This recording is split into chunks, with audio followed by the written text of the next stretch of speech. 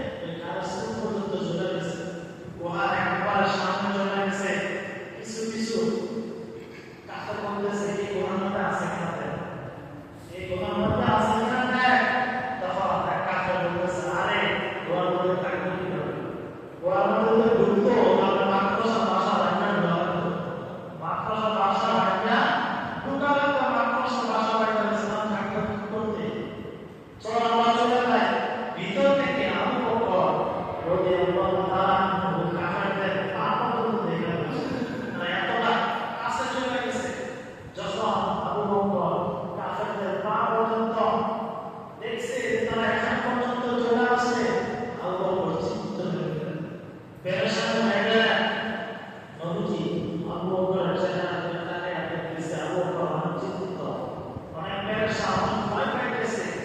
নবীজি বলতেছে, আবু বকর কি ব্যাপার, তুমি এত ভয় পাইতেছে কেন, এত চিন্তিত কেন, কি হয়েছে তোমার?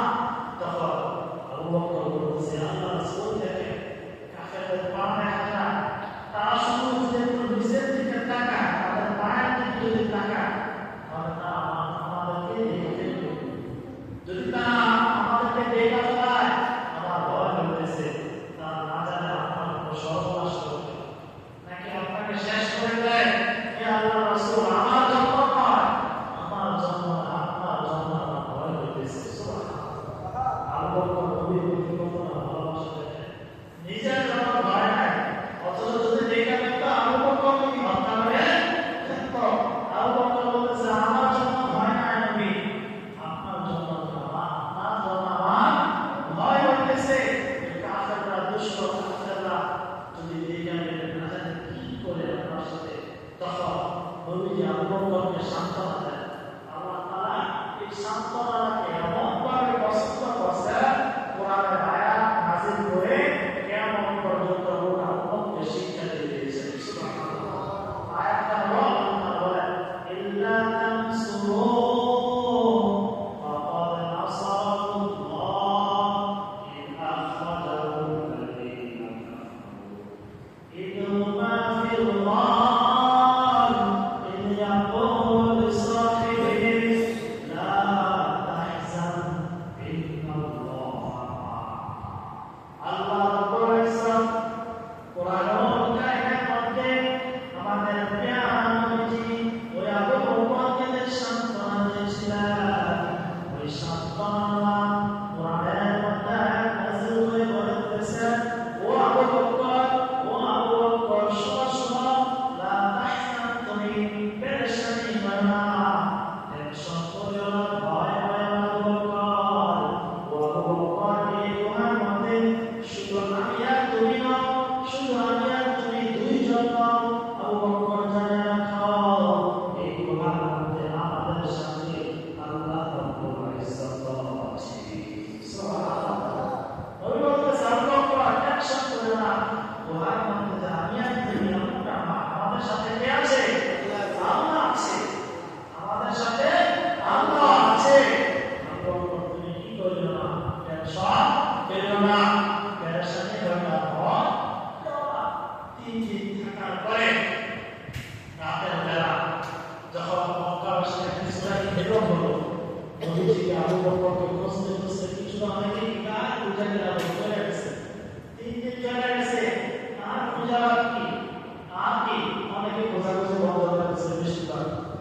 রাতের বেলা আবু বকর একজন লোককে ঠিক করে রেখেছিল যে ওই রাতের বেলা যে তাদেরকে মক্কা থেকে মদিনার দিকে নিয়ে যাবে, ঘোড়া দিয়ে রাতের বেলা ওর দিয়ে নিয়ে যাবে, এবং তাকে পারিশ্রমিক দেওয়া হবে, তাকে মূল্য দেওয়া হবে, এমন রাস্তা দিয়ে দিবে এতে সাধারণ মানুষ যে রাস্তা দিয়ে চলাচল করে না, এমন রাস্তা দিয়ে দেবে। ওই লোক সে রাতের বেলা ওর নিয়ে হাজির ঘোড়ার কাছে। আবু বকর এবং নবীজিকে মদিনার দিকে নিয়ে যাবে। ওই লোকের পারিশ্রমিক অল্প ছিল, অল্প টাকা ছিল। ওই লোক, ওই ব্যক্তি, সে খ্রিস্টান ছিল। কি ছিল? খ্রিস্টান ছিল। সে ইচ্ছা করলে নবী এবং আবু বকরকে ধরা দিতে পারত। আবু বকরকে কি করতে ধরা দিতে পারত? কারণ আবু বকর তাকে কত টাকা দিল? 500 দিনার। আর ওই দিনটা সে 100 ওট পাইল, 100 ওট পাইল। কিন্তু সে যে আবু বকরের সাথে আগে ওয়াদা করছে, এই জন্য সে ওয়াদা বরখেলাপ করে না। সে ওয়াদা কি করে নাই? বরখেলাপ করে নাই।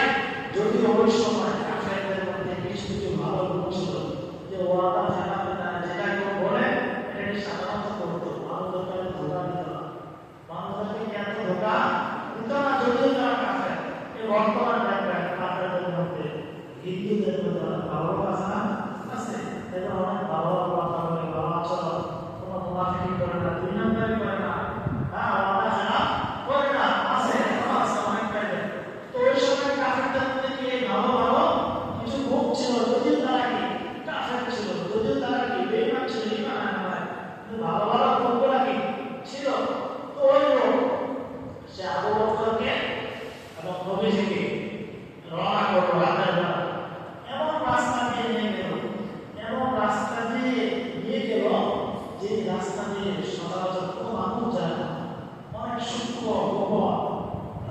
দিয়ে কি ওই লোক নিয়ে গেল, আর ওই লোক কি সেই রাস্তাগুলো চিনত। এত গোপন রাস্তা যে নবীজি দুনিয়া থেকে চলে গেছে 1000 বছর হয়েছে, 1000 বছর পর্যন্ত এখনো আরবরা মক্কার যারা রাজা ছিল তারা এখন কি নবীজি যে রাস্তা দিয়ে গোপন রাস্তা দিয়ে মক্কা থেকে মদিনায় হিজরত করছে এখনো রাস্তা করতে পারে না। তাদের অনেক ইচ্ছা যে নবীজি যে রাস্তা দিয়ে হিজরত করছে মক্কা থেকে এই একটা রাস্তা করবে যাতে মদিনায় যাওয়া যায়। আমি সোমবার করে হয়তো এই বছরের মধ্যে কি তারা উদ্বোধন করবে, রাস্তাটা কমপ্লিট হবে। যে নবীজি মক্কা থেকে মদিনায় যে রাস্তা দিয়ে মদিনায় হিজরত করছে এই রাস্তা দিয়ে কি তাদের পাওয়া সম্ভব হবে?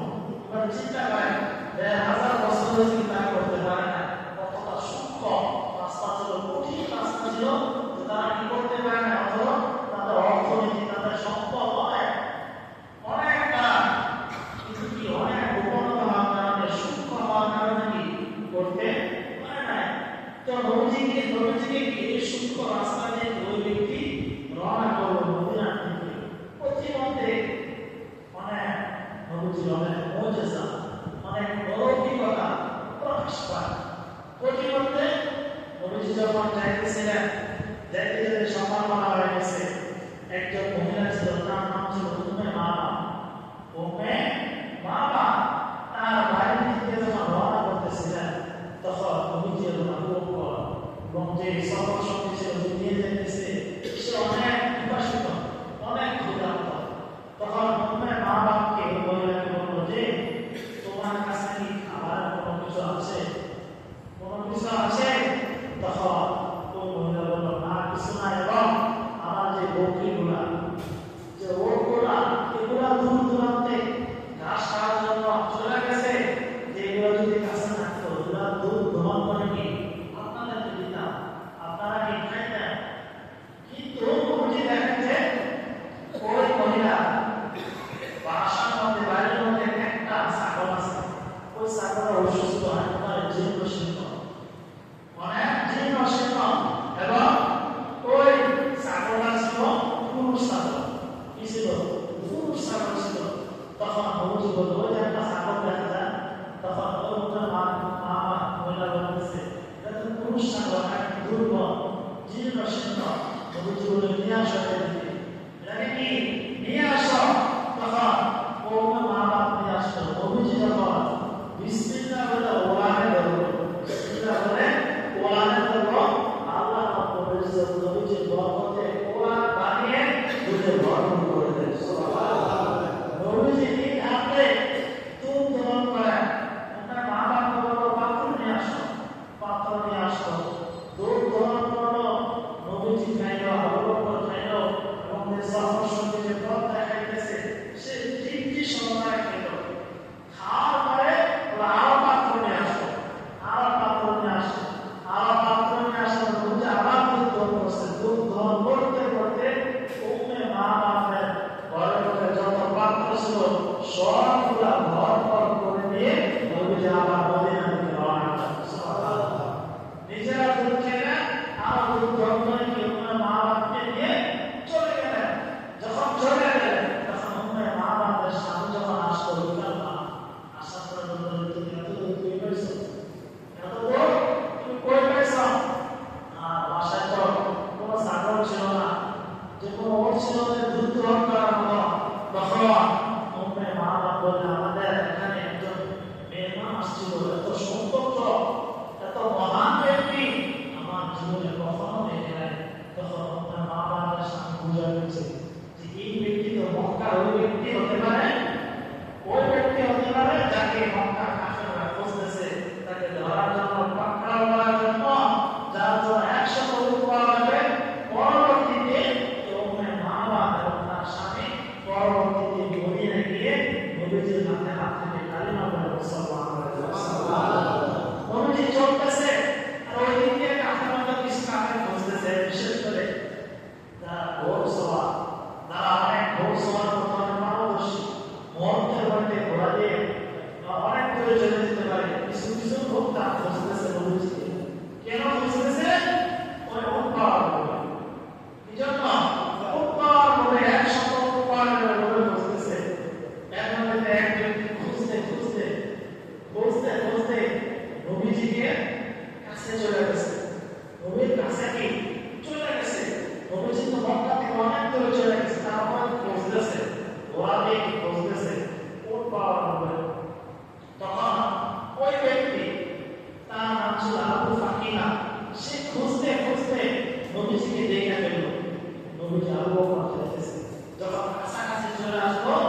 গোড়া থেকে সিটকে মাটিতে ভরে গেছে, গোড়া থেকে সিটকে কি মাটিতে ভরে গেছে। সে চিন্তা করতেছে কি আমি এত পারদর্শী এত দক্ষ গোড়া চালাবো আমি কেন গোড়ায় গেলাম, আমার ভাগ্যে কি আছে দেখি আমি কি আসলে মোহাম্মদকে ধরতে পারবো কি পারবো না। সে তীর দিয়ে ওই সময় গণনা করতো, ওই সময় কি গণনা করতো, সে গণনা করে দেখতেছে না আমি মোহাম্মদকে যদি আমি ধরি আসলে কি আমার খারাপই হবে, আমার তকদিরে নাই। তখন সে কি করতেছে বাদের বলা আবার উঠি, আবার ঘোরা উঠছে, ঘোরাটা আবার ঘটনা করছে। এতটা নবীজির কাছে চলে গেছে যে নবীজি যে ওটের মধ্যে বসে আছে কোরআন তেলাওয়াত করতেছে, কোরআন তেলাওয়াতের আওয়াজ শোনা যায়, একেবারে কাছে চলে গেছে। একেবারে কাছে যখন চলে গেছে তখন তার যে ঘোড়ার পা শক্ত মাটির মধ্যে হাঁটু পর্যন্ত বেড়ে গেছে, হাঁটু পর্যন্ত বেড়ে গেছে। আর সে আবার ঘোড়া থেকে ছটকে নিচে পড়ে গেছে। সে যখন আবার পড়ে গেছে চিন্তিত হয়ে গেছে, আবার সে পরীক্ষা করছে, বলতেছে না আমি তো পারবো না। অনেক কষ্টে ঘোড়াকে তার মাটি থেকে ঘোড়াকে পাকে উঠাইছে, অনেক কষ্ট হয়েছে। উঠানোর পরে নবীজি চলতেছে, সে আবার উঠছে, আবার ওঠার পরে আবার সে নবীকে ধরার জন্য আবু বকরকে ধরার জন্য কাছাকাছি যখন চলে আসে তখন তার ভিতরে ভয় আসছে যে আমি পারবো না, আমি পারবো না। আসলে মুহাম্মদ সাল্লাল্লাহু আলাইহি ওয়াসাল্লাম সত্য নবী, তার কথা কোনো সত্য আমি পারবো না ধরতে। তখন দূর থেকে ডাক দিছে, ও মুহাম্মদ, আবু বকর দাঁড়াও, তোমাদেরকে কোনো ক্ষতি করবো না, তোমাদেরকে আমি নিরাপত্তা দেবো। তখন নবীজি থামছে, আবু বকর থামছে, থামার পরে এবং ওই ব্যক্তি নবী এবং আবু বকরের সাথে কথা বলছে, কথা বলার পরে সে এক পর্যায়ে বলতেছে যে আপনাকে আমি কোনো ক্ষতি করবো না, আমার মনে আপনি সফল হবেন, আপনি কামিয়াব হবেন। তবে আপনি কি করেন, আমাকে নিরাপত্তা নামা আপনি লিখে দেন, নিরাপত্তা নামা লিখে দেন। যখন আপনি মদিনায় যাবেন আপনি সফল হবেন, অনেক বড় অনেক সময় যেন আমাকে নিরাপত্তা নামা লিখে দেন। তখন নবীজি তাকে নিরাপত্তা নামা লিখে দিলেন। ওই ব্যক্তি বলবেন যে আমার সাথে যত সম্পদ আছে সবকিছু আমি আপনাকে দিয়ে দিলাম। নবীজি বলতেছে না, কোনো কিছু লাগবে না, তুমি চলে যাও। তবে তোমার কাছে আমানত, তোমার কাছে একটা কথা আমানত যে তুমি আপনাদের এই রাস্তা দিয়ে যাইতেছি কারো কাছে বলবো না, আপনাদের এই রাস্তা দিয়ে যাইতেছি কারো কাছে বলবো না, চলে যাও। তখন ওই ব্যক্তি কি চলে গেছে। যখন চলে যেতেছে তখন অনেক মানুষ আরো কিছু ভোগ সোয়া এই দিক দিয়ে যাইতে বসতো, খুঁজতে তখন ওই ব্যক্তি বারবার স্যার এদিকে যাও না, এদিকে আমি যাইছি পাই নাই, আমি এদিকে গেছিলাম পাই নাই, তোমরা কি এদিকে যাও না, মোহাম্মদকে পাবো না। শেষ পর্যায়ে যখন মদিনায় যখন মদিনায় রাষ্ট্র কায়েম করে, যখন নবীজি সফল হয়, ওই ব্যক্তি পরবর্তীতে কালিমা পড়ে মুসলমান হয়ে যায়। সুবহানাল্লাহ। এই ছিল